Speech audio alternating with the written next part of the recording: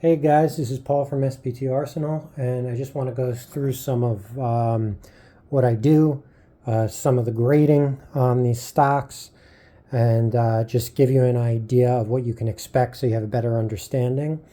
So I specialize in restoring and refinishing and even doing some custom jobs on M14 and M1 carbine stocks. I also do M1 Garand stocks.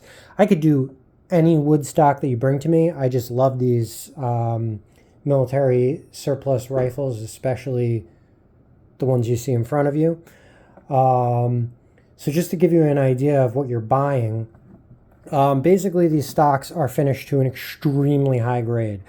They're, sorry, I'm bumping into the camera here, but they're done to an extremely high grade. So what I get is I will get a hold of a military surplus stock that I think is in very good condition that can be refinished. And I take it down to bare wood by hand only. There's no machine sanding involved. And I basically hand sand these, steam out any dents or imperfections.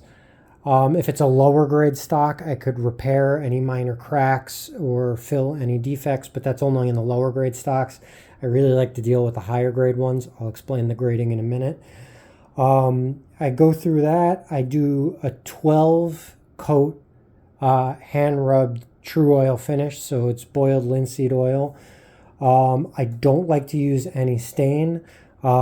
These ones don't use a stain, but I'll explain how I do this tiger striping in a minute. But basically what you get is you wind up with a stock like this. Super, super high grade. There's really no imperfections in it. Granted, keep in mind, most of these, when you're dealing with the M14s, have been through basic training at best, and at worst, they've been through Vietnam or other conflicts. And you'll get your proof markings there on every single one of these M14s. Those have been preserved, so you know they are authentic. And basically what you're getting is a finish that is far superior to anything that you would have gotten from the military as you would have seen these when they were issued. We also do sell more original USGI stocks. This is like one that's in very good condition that has not been refinished, has all its markings. These are very rare. On those, basically, they're all hand selected, and you see pictures of the individual stock, and that's what you're paying for, is the curated experience. You get to see the stock that you're buying. I also have them. Sorry, you could see my face there. I also have M1 carbine stocks finished in the same fashion. The grading on these is a little bit different because you're dealing with a gun that's been through World War II, Korea, Vietnam, been sent abroad. Typically, these don't have any, the place I source them from, you don't really get any maker's markings on them. A lot of them do have the P stamp. Most of the ones I have a P stamp on them. But that's about it. Really what you're paying for is USGI stock in very good condition that's been through that same 12 coat process. These, you'll notice there's a little bit more imperfections on them that just couldn't be taken out. But hey, you're getting a very, very, very nice serviceable rifle. Guys, if you're going to email me specifics about the makers on these, just take into consideration these, you typically don't have any maker's marks left on them. So if you want that stuff, from me, I'm not the person to go to for that. What you're really just getting is a very nice show quality serviceable USGI style stock with those. The grading with these guns, so like for something like an M14, this is an A+. And the grades go from the grades will go from B to A+, A++, and then M, which is museum quality. And I do have a few of those. Like an example of a B grade stock would be maybe something, I really don't like to deal with those or sell those unless it's like a really rare example. A B grade stock would be something that's functional. It'll work for your rifle. There's nothing unstabilized about it. It might have some cracks in it that have been repaired. You might see an inlaid nail in there someplace that's been covered up. There might have to be some stain to cover stuff up. I really don't like to deal in that grade. A is really where I start to deal with putting them on my website. A plus is a little better. You really won't be seeing any crack repairs at that point. The rifles have never been cracked. Everything is in good shape. There's no really noticeable dings on it. There might be some light markings. Then you go up to A plus, which this would be an example of an A plus grade. There's really no markings anywhere on there. It's really just a beautiful finish. All the markings are intact. Everything is in great shape. Now on all of these rifles, I do not refinish the metal. So even on an A plus, the metal is in good shape. Everything works. It's nice, but it's original military metal. There might be on, so this is listed as an A plus because of the metal on there. So even though the wood is in very good shape, or is this, no, this is a A plus, not an A plus plus, sorry. So that would just be because of the metal. Keep that in mind when you're buying these. I do not refinish the metal. I make sure that it's not rusted, dented, damaged in any way. Really what I deal with is the wood.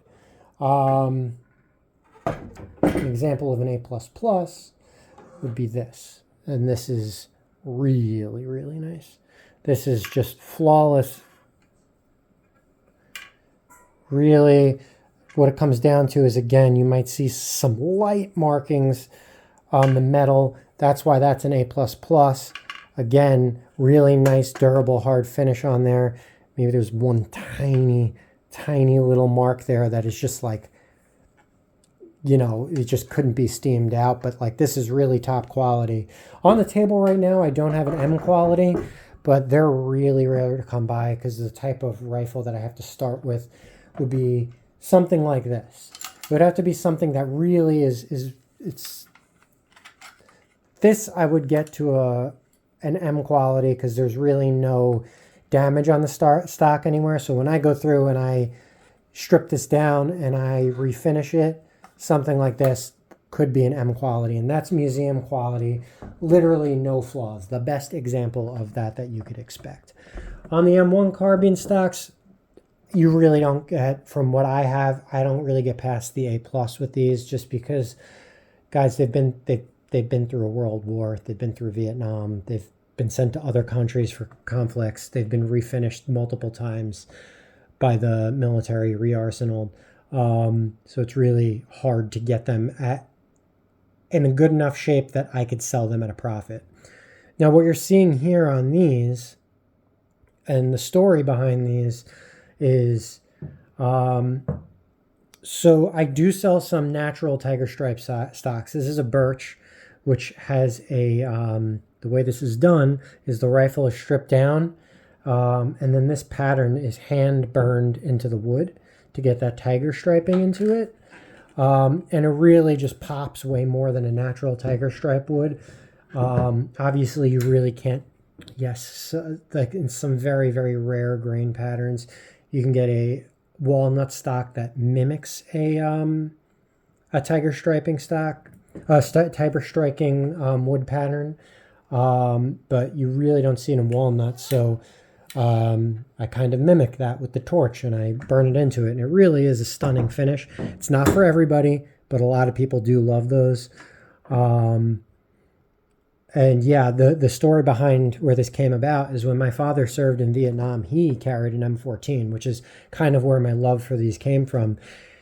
And he was 519th Military Intelligence during the Tet Offensive. He was in Vietnam in 1968. And often they would send him out into the field. He was one of the unlucky ones that did get sent out into the field. and they would briefly attach him with special forces so he can gather intel. And when he went there, he kind of befriended one of the SF guys, and he had an M14. He said it was an M14 and had a starlight scope on it, which is like the night vision of the time.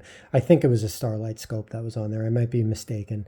But he told me the guy had these tiger stripes striped into it as a camo pattern, because again, these were earlier on, they were wood stocks, and I guess just to get that camouflage, he just burned it in there with a lighter, and he loved how it looked. He thought it was the coolest thing, and he told me about that, and I tried to kind of recreate that with these. Obviously, more professionally done. So what you're getting with this finish is it's going to be really durable. Granted, military, everybody wants the original military grade. Military grade's not that great, guys. These things were meant to be pumped out. It really went to the lowest bidder. And like, these finishes have one, maybe two coats. A coat of stain, maybe if you're lucky, some of the manufacturers would throw an oil finish on there, but mostly these things were just kind of stained, barely sealed, and sent out into the field. And what would happen is they would swell, especially in the jungle. And not so great. That's why they moved to the fiberglass stock. I really encapsulate these stocks. These are a really durable finish. You will never have to finish these stocks again unless you beat on it with a hammer. These things are going to last a lifetime. And that's really what I wanted, is to preserve these. Granted, some of them I did go outside of the box, and I know this might be sacrilege to some people to do this to a military stock, but guys, I'm already refinishing these.